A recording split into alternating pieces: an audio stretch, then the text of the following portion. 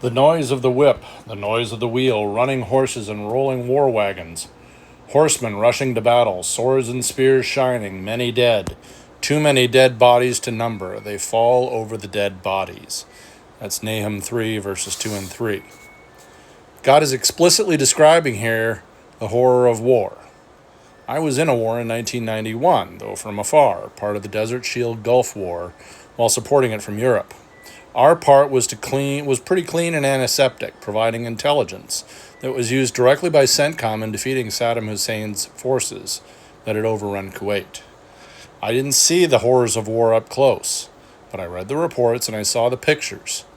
ChatGPT them now, and you'll find out it was pretty gruesome. Now, I've done a lot of reading on World War I and the Civil War, but World War I was perhaps the most gruesome war humanity had ever fought. It was the first time when 20th century weapons were used in 14th century tactics, and the result was 10 million soldiers were slaughtered, with over double that in civilian casualties. Read some books on it, and view the 100-year-old films to see how modern combat devastated the generations of Allied and Triple Entente troops who fought in the trenches. It's pretty hideous stuff. 20 years later, World War II would dwarf those statistics, and our weapons became even more lethal and tactics more complicated. None of it comes close to describing the brutality of how Assyria fought against its neighbors. 2 Kings 19 describes what happened when Assyria attacked Judah during the reign of King Hezekiah, about 80 or 90 years before the fall of Nineveh, before Nahum. It tells how the angel of the Lord in one night killed 185,000 Assyrian warriors as God's answer to Hezekiah's prayer. Later, Sennacherib, king of Assyria in Nineveh, was slain by his own sons in a palace coup. But the combat was always hand-to-hand, and the wounds terrible in ways that we no longer see.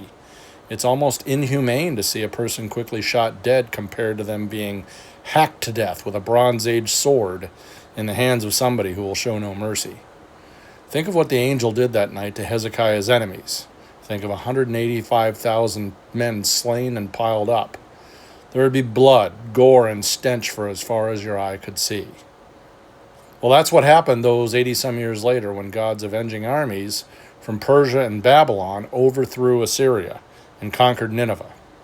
The combat wasn't long distance, and it wasn't sterile like controlling drones in today's wars. It wouldn't have been high-altitude bombing, as in every war for the last 100 years. It wouldn't have been nuclear attack, as has happened at Hiroshima and Nagasaki. It would have been hand-to-hand. Viciousness and brutality that we simply couldn't handle in our so-called modern world.